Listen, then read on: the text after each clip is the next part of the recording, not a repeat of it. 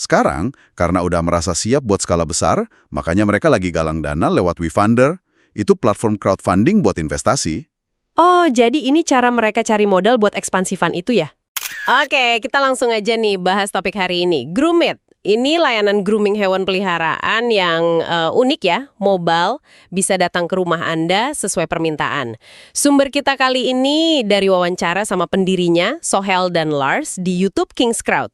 Nah, kita mau coba bedah nih, gimana sih model bisnis Groomit ini, terus gimana cara mereka bisa tumbuh, pasti ada tantangannya dong ya, dan apa sih yang bikin mereka beda dari platform layanan hewan lain. Nanti kita singgung soal kampanye WeFunder mereka. Oke, jadi konsep dasarnya simple ya, Groomit ini bawa layanan salon hewan langsung gitu ke depan pintu rumah kita.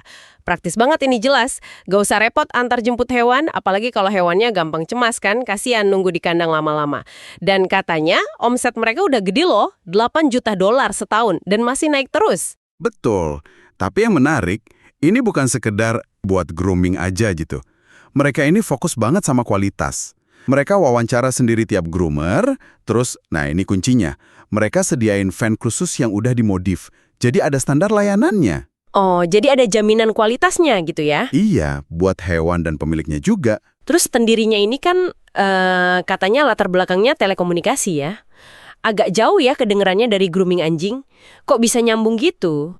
Iya, kedengarannya jauh, tapi ternyata ada benang merahnya. Soal manajemen kapasitas. Dulu di telekomunikasi, mereka mikirin gimana caranya kapasitas jaringan cukup buat nelpon. Nah, di Groomit, mirip tantangannya. Gimana mastiin ada groomer yang siap sedia pas ada yang pesan layanan, bahkan buat hari yang sama. Pengalaman itu ternyata kepake banget buat ngatur supply demand. Wah, masuk akal juga ya. Pertumbuhan mereka juga lumayan kan? Dari 5,8 juta dolar di 2023, terus proyeksinya 7,4 juta di 2024. Tapi kok ada strategi unik katanya? Iya, ini yang agak beda. Mereka justru sengaja agak ngerem pertumbuhan di 2024. Ada filosofi internal gitu. Tetap kecil sampai semua beres. Jadi mereka mau mantepin dulu kualitas layanan. Pastiin model bisnisnya jalan, diterima pasar, diterima groomer. Nggak buru-buru ekspansi besar ya? Betul. Baru setelah mereka yakin nih, produknya oke, pasarnya oke, groomernya oke, baru deh siap tancap gas. Bisa 10 kali lipat katanya. Pakai model yang udah kebukti jalan di 17 negara bagian, 50 kota, target berikutnya pantai barat Amerika. Ngomong-ngomong soal groomer nih, katanya tantangan paling berat di awal justru buat narik mereka gabung ya? Waktu itu kan modalnya baru ide doang, sama PowerPoint. Tepat sekali. Susah banget bangun kepercayaan di awal. Apalagi meyakinkan groomer profesional kalau mereka bisa dapat duit lebih banyak. Bisa $100 lebih per anjing kalau gabung. Kan melayani pelanggan premium yang mau bayar lebih demi kenyamanan waktu dan tempat mereka sendiri. Pasti ada kekhawatiran juga ya dari sisi groomernya. Jelas, mereka kan kontraktor independen. Pasti mikir, nanti kliennya cukup nggak ya? Groomit ngatasin ini ya dengan nunjukin cerita sukses groomer lain. Terus yang paling penting, ini dia, disediain fan siap pakai. Nah, ini nih model fan-nya. Kayaknya ini kunci banget ya. Katanya Groomit nggak punya fan-nya sendiri. Gimana tuh? Cerdas banget ini modelnya.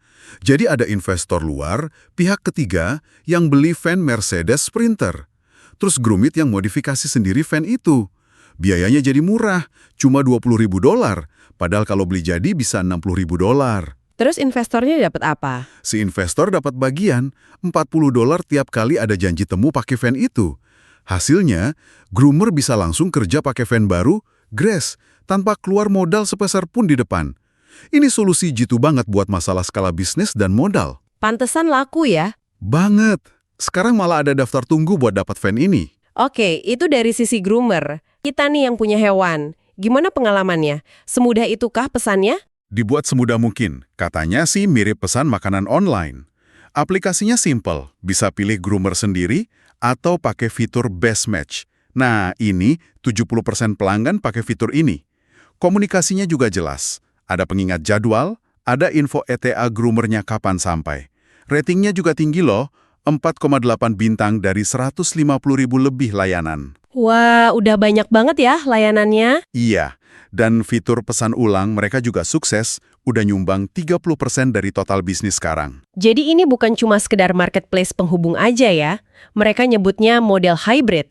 Maksudnya apa tuh? Maksudnya, Groomit itu ngasih dukungan lebih.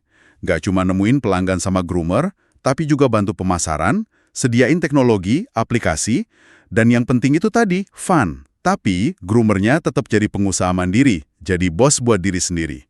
Ini penting, karena grooming kan butuh skill khusus ya, nggak kayak kerjaan gig lain yang mungkin lebih simple. Makanya seleksinya ketat ya. Ketat banget.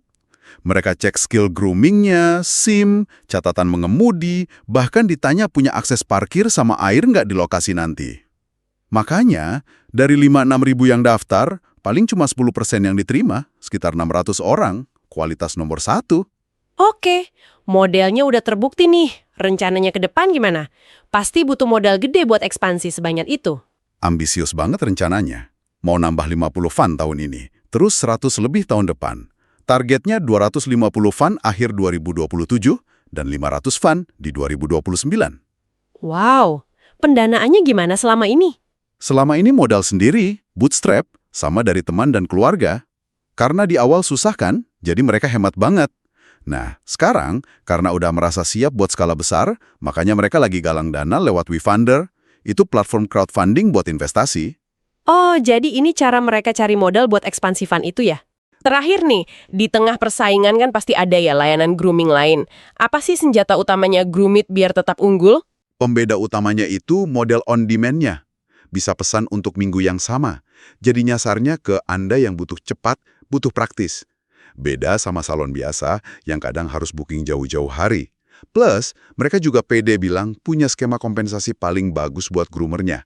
Ini penting buat narik dan nahan groomer yang berkualitas. Oke, jadi kalau kita simpulkan nih buat Anda yang dengerin, poin kuncinya dari Groomit ini adalah pertama, fokus mereka ke kontrol kualitas, groomernya diverifikasi, funnya standar. Kedua, model pembiayaan fund yang inovatif, bikin mereka bisa skala cepat tanpa modal gede di awal. Ketiga, strategi pertumbuhan yang hati-hati tapi tetap ambisius. Dan terakhir, fokus ke target pasar yang memang cari kemudahan dan nggak masalah bayar lebih untuk itu. Iya. Dan mungkin satu pemikiran terakhir nih buat Anda.